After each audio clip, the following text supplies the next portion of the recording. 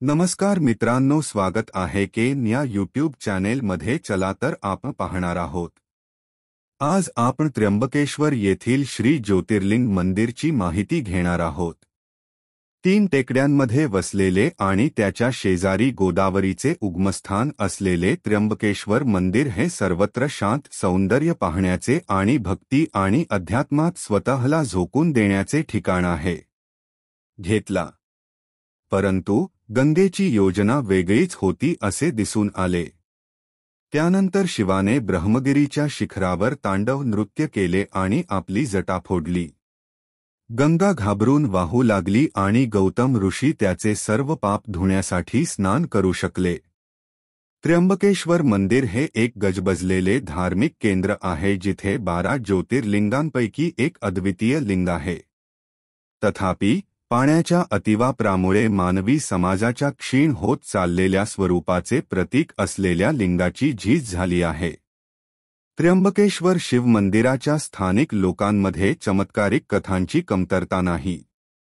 मंदिराच्या अशाच एका अनोख्या पैलूपैकी एक म्हणजे भगवान विष्णू, भगवान ब्रह्मा आणि भगवान रुद्र यांचे प्रतीक असलेले तीनमुखी लिंग. तीनमुखी लिंगावर रत्नजडित मुकुट आहे जो त्रिदेवाच्या सोन्याच्या मुखवटावर ठेवला आहे. मुकुटावर पाचू, हिरे आणि इतर मौल्यवान रत्ने जडलेली आहेत. असे मानले जाते की हा मुकुट पांडवांच्या काळातील आहे. असे घडले की पंतप्रधानांनी ज्योतिर्लिंगाभोवती असलेला दगड पोकळ आहे की नाही यावर पैज लावली. त्यांच्या निराशेमुळे तो दगड पोकळ असल्याचे सिद्ध झाले आणि म्हणूनच पैज हरल्याने ते त्यातून बांधलेल्या या अद्भुत मंदिराकडे गेले. शिवदेवतेकडे 3 अग्लोमराठा युद्धात ब्रिटिशांनी लुटलेला जगप्रसिद्ध नासक हिरा देखील होता. आणखी एक प्रसिद्ध आणि महत्त्वाचा उत्सव म्हणजे कुंभमेळा. दर 12 वर्षांनी भरणाऱ्या जगातील सर्वात मोठ्या धार्मिक मेळाव्यांपैकी हा एक आहे. गोदावरी नदीत पवित्र स्नान करण्यासाठी लाखो यात्रेकरू आणि उत्साही लोक या उत्सवात येतात. सर्वात अलीकडील कुंभमेळा 2015 मध्ये आयोजित करण्यात आला होता. फेब्रुवारी किंवा मार्चमध्ये येणारा महाशिवरात्री हा एक विशेष दिवस असल्याचे म्हटले जाते कारण भाविकांचा असा विश्वास आहे की याच रात्री भगवान शिव आणि देवी पार्वती यांनी पवित्र वैवाहिक एकतेची प्रतिज्ञा केली होती.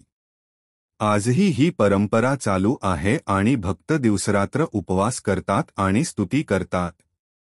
स्थापत्यशास्त्राचे महत्त्व. त्र्यंबकेश्वर मंदिर हे 8वे ज्योतिर्लिंग मानले जाते. संपूर्ण मंदिर केवळ काळ्या दगडांनी बांधलेले आहे जे त्याच्या स्थापत्यकलेला उंचावते. हे मंदिर 18व्या शतकात बांधले गेले होते आणि नागर शैलीत एक प्रशस्त अंगण देखील आहे. हे मंदिर एका उंच व्यासपीठावर आहे ज्याला शिखर असेही म्हणतात, ज्यावर एक दगडी प्लेट कोरलेली आहे जी कमळाच्या आकाराची आहे. गर्भगृह हा मंदिराचा सर्वात आतला भाग आहे आणि मंदिराच्या उंच भिंती मंदिराच्या देवतेचे रक्षण करतात.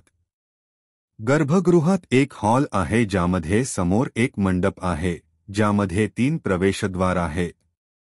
मंदिराच्या भिंती आणि खांबांवर हिंदू आकृत्या, देवता, फुले, मानव आणि प्राण्यांच्या नक्षीकाम केलेले आहे. त्र्यंबकेश्वर मंदिराची आकर्षक वास्तुकला गुंतागुंतीची आहे आणि त्या शतकाच्या संस्कृतीची समृद्ध भावना दर्शवते. या मंदिरात एक आरसा देखील आहे जो उंचीवर ठेवला आहे जो भाविकांना देवतेचे प्रतिबिंब पाहण्यास मदत करतो. पूजा आणि समारंभ. कालसर्प पूजा. केतू आणि राहू यांच्यातील वैश्विक स्थितीमुळे अडचणी येत असलेल्या लोकांसाठी कालसर्प पूजा केली जाऊ शकते.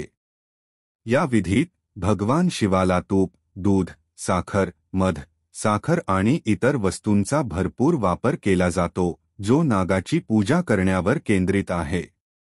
नारायण नागबली पूजा. त्र्यंबकेश्वर मंदिर या विधीसाठी ओळखले जाते जे कुटुंबावर लपलेल्या कोणत्याही पूर्वजांच्या शापाला नकार देण्याच्या श्रद्धेने केले जाते, ज्याला पितृदोष असेही म्हणतात. असेही म्हटले जाते की या घटनेमुळे तुम्हाला नागाकडून क्षमा मिळते. त्रिपिंडी श्राद्ध पूजा हा विधी सर्व मृत आत्म्यांसाठी प्रार्थना करण्यासाठी केला जातो आणि पापे धुवून टाकतो असे मानले जाते.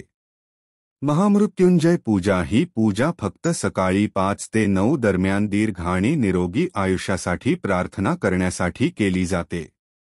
रुद्राभिषेक विधी पंचामृताने केला जातो, म्हणजेच दूध, मध, तूप, साखर आणि घी.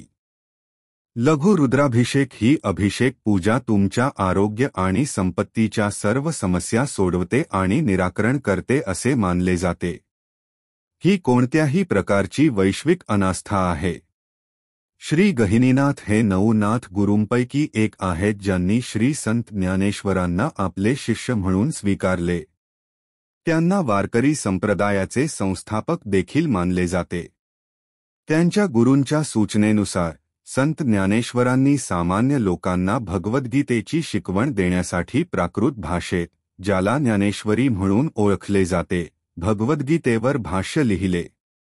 त्यांनी वयाच्या अवघ्या 24व्या वर्षी त्र्यंबकेश्वर मंदिरात संजीवन समाधी घेतली. कशी वाटली माहिती ते आम्हाला कमेंट सेक्शनमध्ये सांगा आणि आपण त्र्यंबकेश्वर केव्हा भेट देणार आहात ते आम्हाला सांगा आणि हा व्हिडिओ तुम्हाला कसा वाटला हे कमेंट सेक्शनमध्ये सांगा. लाईक करा, शेअर करा आणि सबस्क्राईब करायला विसरू नका. भेटूया पुढच्या व्हिडिओत. तोपर्यंत सुखरूप रहा. धन्यवाद.